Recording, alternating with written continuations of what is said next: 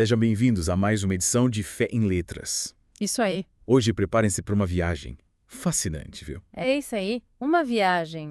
Vamos mergulhar num tema que eu tenho certeza que vai provocar a sua mente e o seu coração.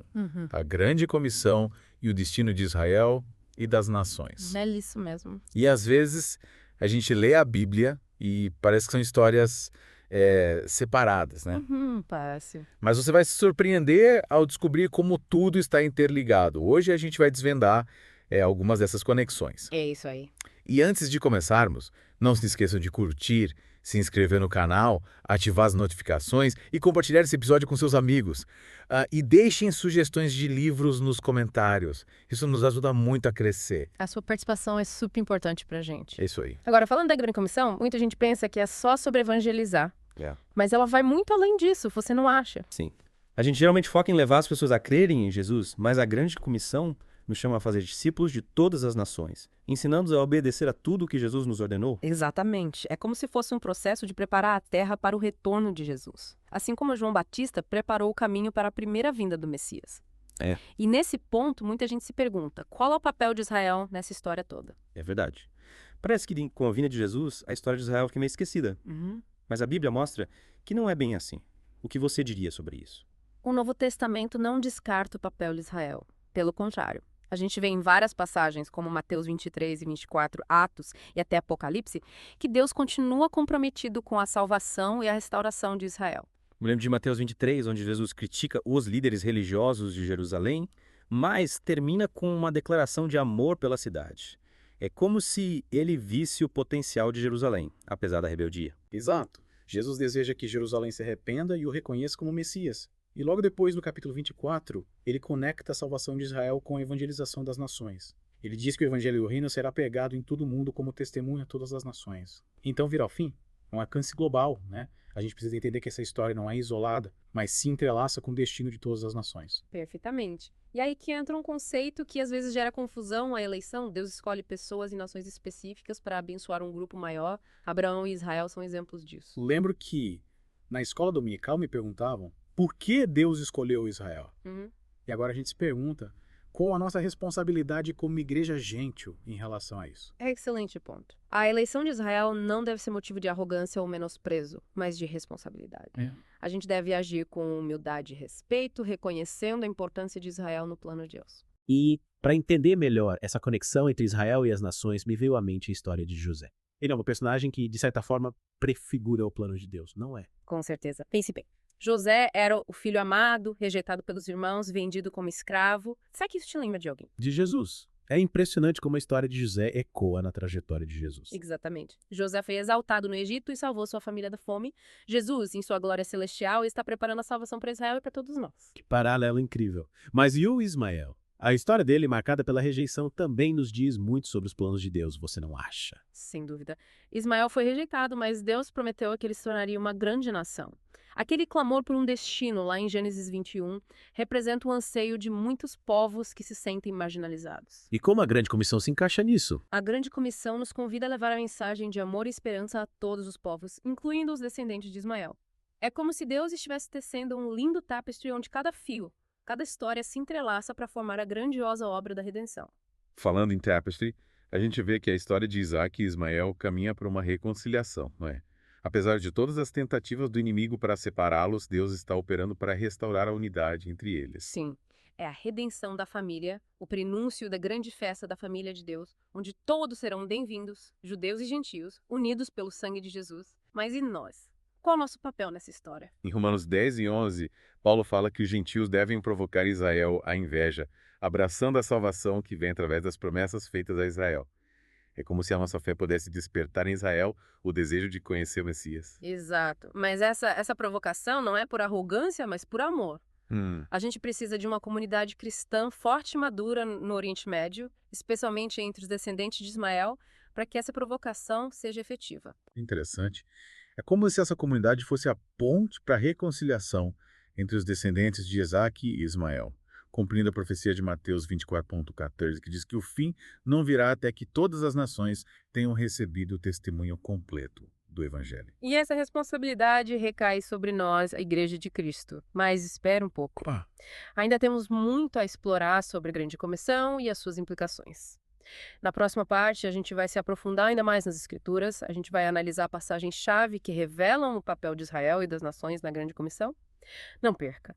Na última parte, a gente estava falando da responsabilidade da Igreja em relação à Grande Comissão, né? Sim. Mas, para entendermos melhor essa missão, que tal a gente mergulhar em algumas passagens bíblicas que lançam luz sobre esse tema? Concordo. Nada melhor do que ir direto à fonte, a palavra de Deus, para entendermos melhor esse chamado. Por onde a gente começa? Vamos começar pelo Novo Testamento. Muita gente pensa que a história de Israel perde importância depois da vinda de Jesus. Mas, na verdade, ela continua e se entrelaça com a Grande Comissão. Sim. É como se a história de Israel ganhasse um novo capítulo no Novo Testamento. E a gente precisa entender como esse capítulo se conecta com a nossa missão hoje.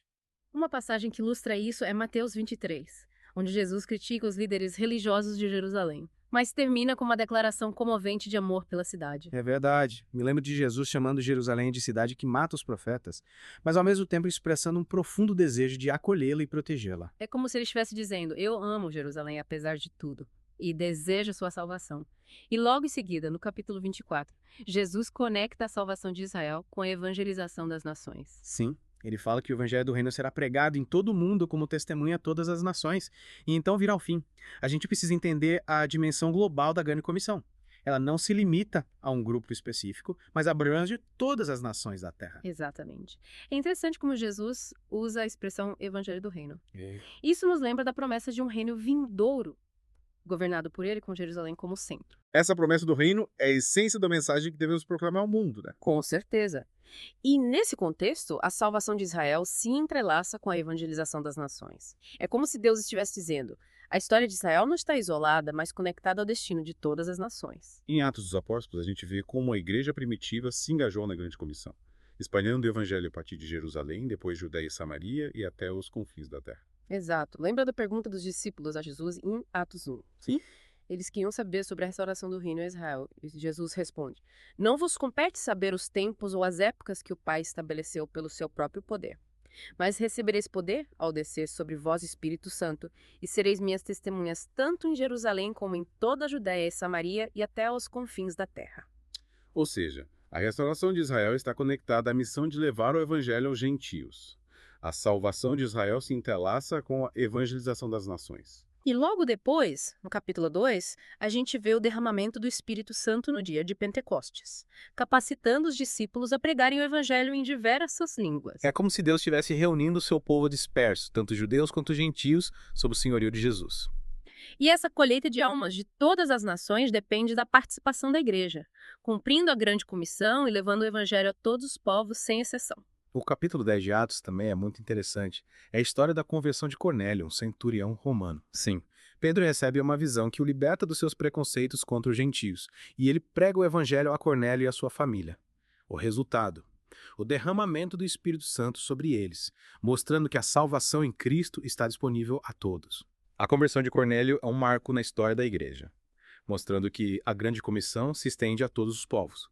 E essa reconciliação universal é o que Paulo chama de um novo homem, em Efésios 2,15. Exatamente. Jesus aboliu na sua carne a lei dos mandamentos na forma de ordenanças, para que dos dois criasse em si mesmo um novo homem fazendo a paz. Essa passagem é fundamental para entendermos a unidade da igreja, formada por judeus e gentios reconciliados em Cristo. E essa unidade não apaga as nossas diferenças culturais e étnicas, pelo contrário, a beleza da igreja está na sua diversidade, na riqueza das expressões culturais unidas pelo amor de Cristo. E essa diversidade reflete a beleza do reino de Deus, onde todas as tribos, línguas e nações adoraram o Cordeiro no seu trono. Falando em Cordeiro no trono, o livro de Apocalipse nos dá uma visão panorâmica do plano de Deus, culminando na vitória final de Cristo e no estabelecimento do seu reino eterno. Em Apocalipse 5.9 e 7.9, vemos a multidão incontável de salvos, vindos de todas as nações adorando a Deus e ao Cordeiro. É a imagem da unidade e da diversidade do reino de Deus. E essa multidão é resultado da grande comissão, do trabalho da igreja em levar o evangelho a todos os cantos da terra, cumprindo o mandato de Jesus de fazer discípulos de todas as nações. Essa visão nos enche de esperança e nos impulsiona a continuar a missão, sabendo que o nosso trabalho não é em vão. Estamos colaborando com Deus na construção do seu reino, preparando o caminho para o retorno de Jesus. Exatamente.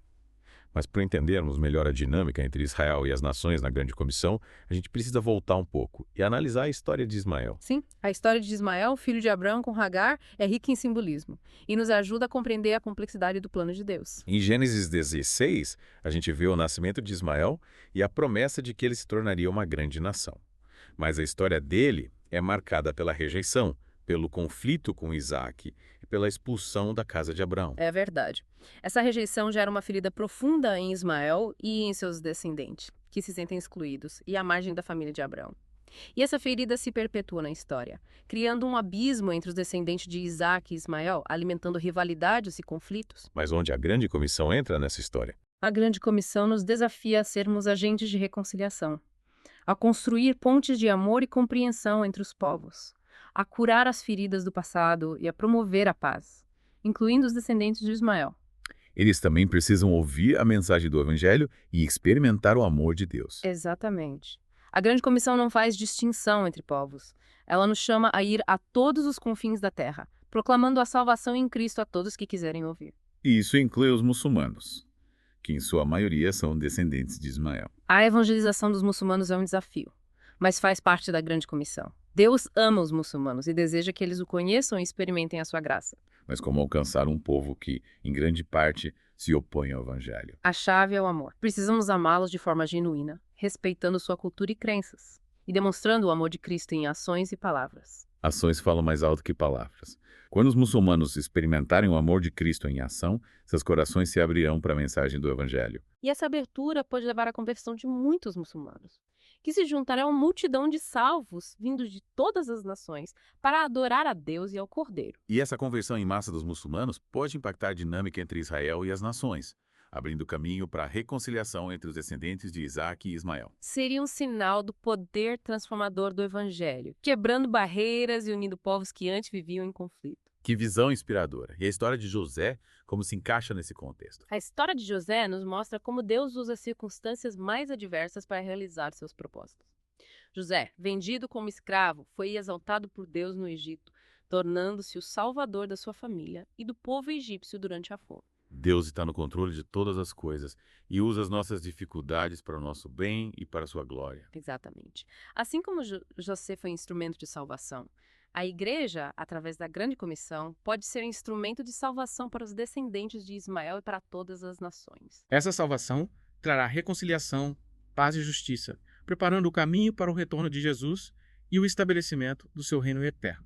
E para entendermos como a Grande Comissão contribui para o cumprimento das promessas de Deus, a gente precisa analisar o conceito de provocar Israel à inveja. Essa expressão, usada por Paulo em Romanos 11, é intrigante. O que ele quis dizer com isso? Paulo argumenta que a salvação dos gentios pela fé em Jesus Cristo pode despertar em Israel o desejo de conhecer o Messias e experimentar a salvação. É como se a nossa fé, a nossa alegria em Cristo e o nosso amor por Deus pudessem servir de estímulo para que Israel buscasse a Deus. Exatamente. Mas essa provocação não é por arrogância, mas por amor, compaixão e pelo desejo genuíno de ver Israel reconciliado com Deus. Essa provocação se manifesta através de um estilo de vida que reflete o caráter de Cristo, através de ações de amor e serviço ao povo judeu e da proclamação corajosa e compassiva do Evangelho. Essa atitude pode impactar a vida de muitos judeus, abrindo seus corações para o Evangelho e levando-os a reconhecer Jesus como Messias. E essa conversão de judeus abriria caminho para o cumprimento das promessas de Deus para Israel e para o mundo. E esse cumprimento culminaria no retorno de Jesus, no estabelecimento do seu reino eterno e na restauração de todas as coisas. Que papel a igreja desempenha nesse plano? Somos chamados a sermos fiéis à Grande Comissão, levando o Evangelho a todas as nações, incluindo os descendentes de Ismael e o povo judeu. Somos chamados a ser agentes de reconciliação, construindo pontes de amor e curando as feridas do passado. Somos chamados a viver vidas que reflitam o caráter de Cristo, amando o nosso próximo e proclamando o Evangelho com coragem e compaixão. Essa fidelidade nos fará participantes da grande colheita de almas de todas as nações, contribuindo para o cumprimento das promessas de Deus e para a glória do seu nome. Exatamente. Para finalizar essa parte, vamos recapitular os pontos-chave que a gente abordou até agora. Adoro um bom resumo para organizar as ideias e reforçar o aprendizado. A gente viu que a Grande Comissão vai além de evangelizar. É um chamado para fazer discípulos de todas as nações, ensinando-os a obedecer a tudo que Jesus nos ordenou. E essa obediência inclui preparar a terra para o retorno de Jesus, assim como João Batista preparou o caminho para a primeira vinda do Messias. A gente viu também que a história de Israel continua relevante no Novo Testamento. E a Grande Comissão tem um papel fundamental nesse desdobramento. Analisamos passagens como Mateus 23 e 24, Atos 1, 2 e 10 e Apocalipse, que mostram o compromisso de Deus com a salvação e restauração de Israel. Exploramos o conceito da eleição, mostrando como Deus escolhe pessoas e nações específicas para abençoar um grupo maior. E vimos como a história de José prefigura o plano de Deus para a redenção da humanidade e como a sua trajetória ecoa na vida de Jesus. Também nos aprofundamos na história de Ismael, marcada pela rejeição, mas também pela promessa de Deus de tornar uma grande nação. E vimos como a Grande Comissão nos desafia a sermos agentes de reconciliação entre os descendentes de Isaac e Ismael, construindo pontes de amor e compreensão. Exploramos a importância da evangelização dos muçulmanos e como o amor é a chave para alcançar esse povo. Vimos como a história de José nos ensina que Deus está no controle de todas as coisas e usa as nossas dificuldades para nosso bem e para a sua glória. Analisamos o conceito de provocar Israel à inveja, mostrando como a salvação dos gentios pode despertar em Israel o desejo de conhecer o Messias. E vimos que essa provocação deve ser motivada pelo amor, pela compaixão e pelo desejo de ver Israel reconciliado com Deus. E, por fim, a gente entendeu que a nossa fidelidade à Grande Comissão nos tornará participantes da grande colheita de almas de todas as nações, contribuindo para o cumprimento das promessas de Deus e para a glória do seu nome. Uau! Que jornada incrível! A cada passo, a Grande Comissão se revela mais profunda, desafiando nossa mente e nosso coração. Mas ainda tem mais. É isso aí. Na próxima parte, a gente vai analisar a importância do estudo da profecia bíblica para a compreensão da Grande Comissão e como a escatologia nos impulsiona na missão de fazer discípulos de todas as nações. Não perca! Na última parte, a gente explorou a história de Ismael, e o papel da igreja na reconciliação entre judeus e gentios. Agora, para finalizar nossa imersão na Grande Comissão, que tal a gente analisar a importância do estudo da profecia bíblica? Boa ideia! A profecia bíblica, especialmente a escatologia, o estudo do fim dos tempos, nos dá uma visão panorâmica do plano de Deus, e nos ajuda a entender o propósito da nossa missão. Confesso que às vezes me sinto um pouco perdida, com tantos detalhes e simbolismos. Como a escatologia pode nos ajudar a entender a Grande Comissão na prática? A escatologia nos mostra o mapa da jornada, digamos assim. Ela revela o ponto de partida, os desafios do caminho e o destino final. Com essa visão, a gente consegue priorizar as nossas ações, e direcionar os nossos esforços para a Grande Comissão. Entendi. É como ter uma bússola que nos guia na direção certa. Mas como isso impacta nosso dia a dia? Como a gente coloca a escatologia em prática? De várias maneiras. Por exemplo, a Bíblia nos alerta sobre a apostasia, o arrastamento da fé, que vai se intensificar nos últimos tempos.